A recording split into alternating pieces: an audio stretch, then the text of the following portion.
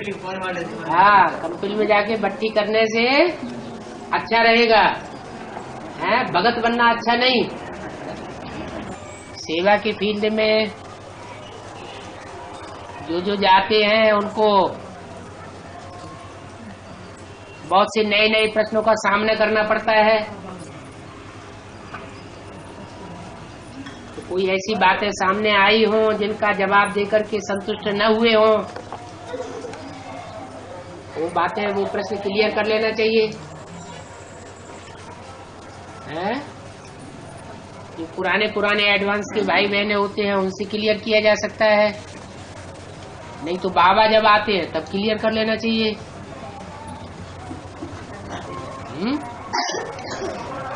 बुद्धि चलती है कि नहीं? मनन चिंतन मंथन में बुद्धि चलती है।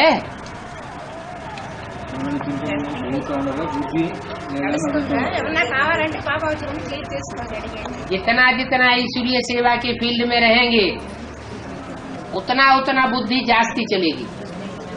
సేవలో ఎంత ఎక్కువగా ఉంటే అంత బుద్ధి బాగా పనిచేస్తుంది। वो मनन चिंतन मंथन चलेगा, और जितना जास्ती मनन चिंतन मंथन चलेगा उतना अपने अनेक जन्म क्लियर होते रहेंगे। ఎంత మనన చింతన జరుగుతుందో అంత అనేక జన్మల యొక్క క్లియరెన్స్ వస్తుంది।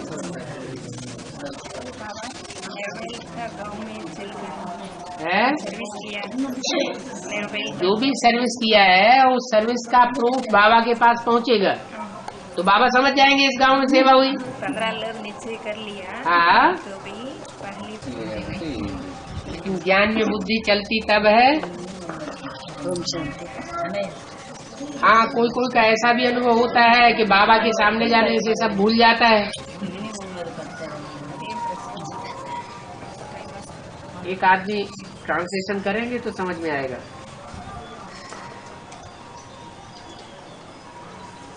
बाबा के सामने आने से सब भूल जाता है, ये भी अच्छी निशानी है। ముందు వచ్చినప్పుడు అన్ని మర్చిపోతారు, ఇది కూడా మంచి అనుభవం। क्योंकि बाबा है परमधामवासी, तो परमधामवासी के संग में आने से बच्चे का वाइब्रेशन भी परमधाम का बन जाता है। परमधाम में कोई संकल्प तो होता नहीं, तो निसंकल्पी स्टेज बन जाती है, तो अच्छा ही है। कम से कम 84 जन्म क्लियर नहीं हो रहे हैं तो इतना तो क्लियर हो रहा है कि हम किस वंश के हैं। सूर्य वंश के होंगे तो सूर्य के नजदीक जाने से सूर्य के संग का रंग लग जाएगा। ज्ञान सूर्य है शिव बाबा, तो शिव बाबा के संग के रंग में जो भी बच्चे आवेंगे उनके संकल्प विकल्प सब खलास हो जाएंगे। वाइब्रेशन होता है ना हर एक आत्मा का।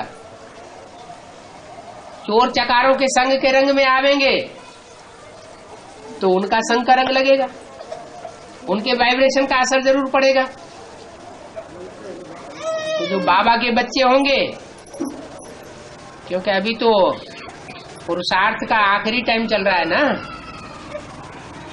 तो ये अनुभव भी अगर करते हैं कि बाबा के सामने पहुंचने से हम सब भूल जाते हैं तो भी अच्छी बात है। लेकिन ईश्वरीय सेवा के हिसाब से कोई कोई प्रश्न आते हैं सेवा के फील्ड में जिनके जवाब देने से हम संतुष्ट नहीं होते हैं, तो उनको एक डायरी में लिख लेना चाहिए। उन प्रश्नों को डायरी में लिख करके जब बाबा आते हैं सामने तो बाबा से पूछ लेना चाहिए, है? हाँ, नहीं तो उल्टा पलटा जवाब देते रहेंगे तो डिसर्विस होती रहेगी। डिसर्विस होगी तो अपनी अवस्था खराब होगी, अपनी अवस्था खराब होगी तो बाबा फिर याद नहीं करेगा। बाबा किन बच्चों को याद करता है? सर्विस करने वाले बच्चों को याद करता है या डिसर्विस करने वाले बच्चों को याद करता है? जो सर्विसेबल बच्चे होते हैं उनको बाबा खुद याद करता है। तो कितने भाग्यशाली हुए, सारी दुनिया बाबा को याद करेगी, है? और बाबा तो सबसे उन बच्चों को याद करे तो बहुत बड़ी बात हो गई ना, पुरुषार्थ सहज हो जाएगा ना। तो सहज राजयोग है तो उसको सहज ही बनाना चाहिए। और अष्टदेव अष्टरत्न दोनों सूर्यवंशी होंगे। अष्टरत्न क्यों सूर्यवंशी होंगे? अष्टरत्नों में तो हीरा भी होता है, माणिक भी होता है, पन्ना भी होता है, मोती भी होता है, जिसकी कोई वैल्यू नहीं होती है, पुखराज भी होता है। 9 रत्न गाए गए हैं। अष्टदेव तो पूजा करने योग्य है? 9 रत्नों का गायन है। 9 रत्नों का कहीं पूजन होता है? माला पर अकबर के दरबार में 9 रत्न थे, उनका गायन है, पूजन थोड़ा ही होता था। फिर चंद्रवंशी है चंद्रवंशी चंद्रवंशी क्या? अष्टरत्न। अरे रतन जो होते हैं वो अपने अपने ग्रुप के मुखिया हैं। सूर्यवंश है, चंद्रवंश है, इस्लाम वंश है, बौद्धि वंश है, तो अलग 12-12 मणके हैं ना हर धर्म के। तो जो उनके मुखिया होते हैं वो है रतन, और जो सूर्यवंश में से 8 हैं निकलते श्रेष्ठ, वो है अष्टदेव। बाबा शिवाजी मिनिस्ट्री है शिवाजी हाँ जी, मंत्रिवर्ग हाँ अष्ट प्रधान, हाँ अष्ट प्रधान, हाँ वो अष्ट प्रधान अष्टदेव। प्रमाना प्रकष्ट रूपेण, दान माना धारण करने वाले, उनकी अच्छी धारणाएं होती हैं, ज्ञान की भी धारणाएं अच्छी होती हैं, योग की भी धारणा अच्छी होती है, सेवा की भी धारणा अच्छी होती है, तो वो प्रधान गिनाई दिए। हाँ, अपने भारत में भी उनकी पूजा होती है।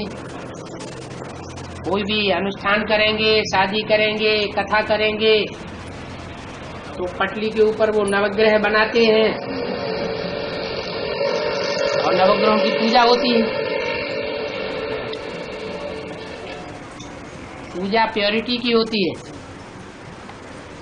दूसरे धर्म के जो मुखिया हैं वो उतनी प्योरिटी का पालन नहीं करते। पवित्रता पूजी जाती है।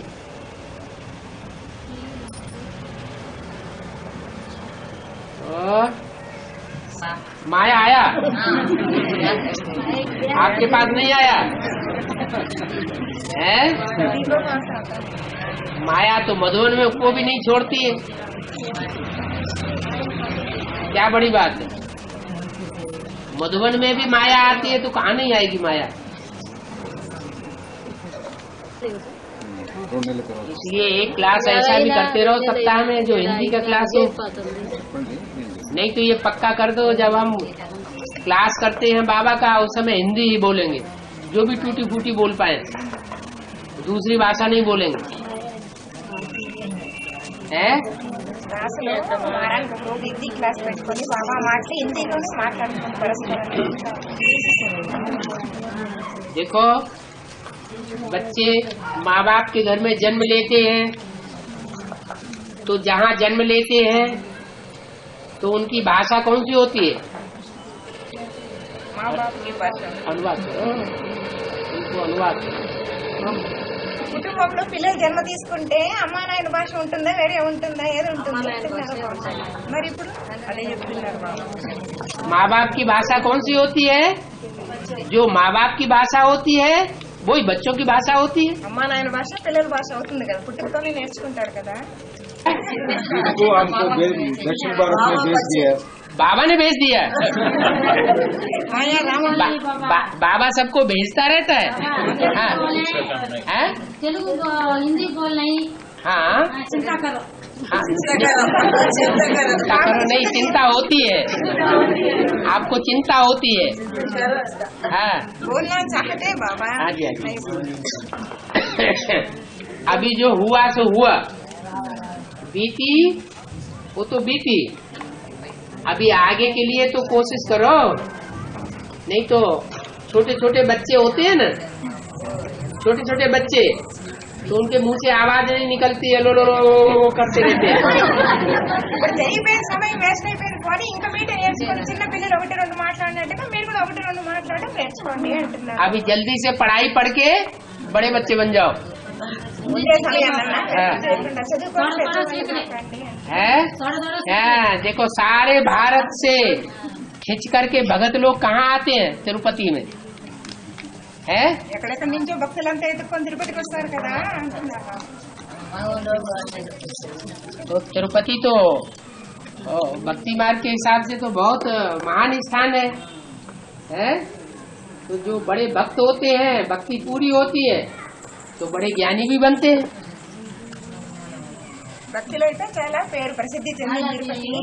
పెద్ద పెద్ద పాత భక్తులంతా పెద్ద పెద్ద జ్ఞానులుగా కూడా అవుతారు. తిరుపతికి వచ్చి కాళాసుడికి వస్తారు కదా భక్తులంతా. है తిరుపతికి వస్తారు కాళాసుడు यादगार है ना शिवलिंग का. हाँ जी हाँ जी, तिरुपति से वो यादगार तो सारे भारत में शिवलिंग की है, वो तो ठीक है, लेकिन तिरुपति जैसा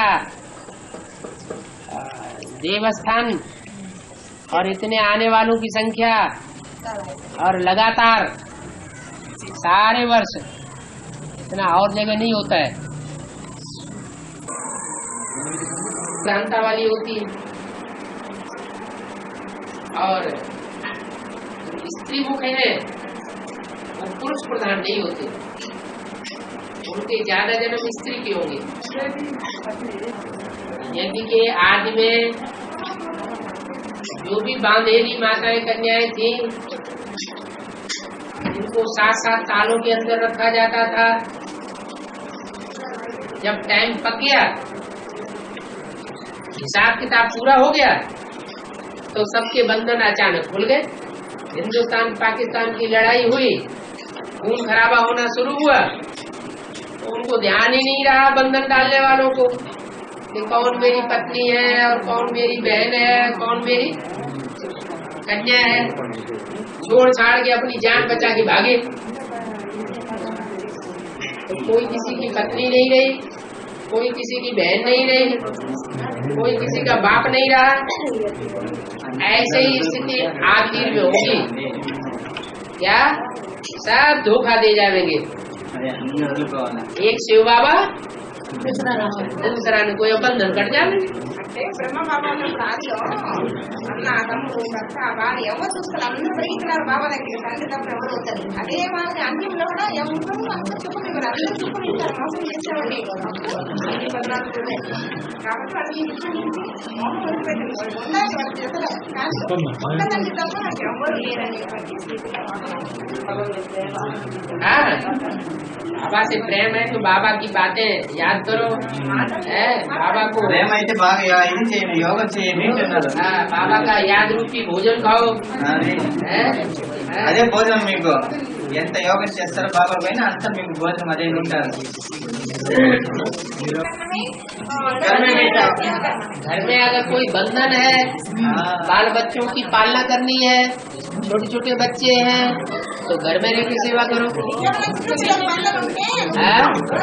छोटे छोटे बच्चे नहीं, छोटे बच्चे नहीं, तो फिर और जो बच्चे हैं बड़े बड़े वो फ्री कर रहे हैं, छोड़ रहे हैं, तो काहे के लिए घर में बैठे हैं?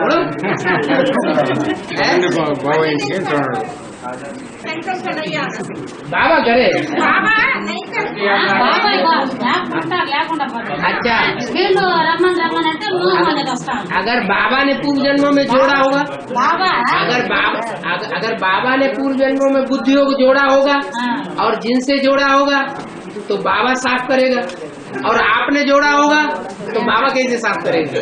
అది బాబా ఏం చేయలేదు, బాబాతో జోడి కలిసింది బాబా చేస్తారు. బాబా శుద్ధం చేస్తారు. మీరే మీరే బాబా ఆపే, మీరే చాలు. ये है कि थोड़ा भाव स्वभाव संस्कार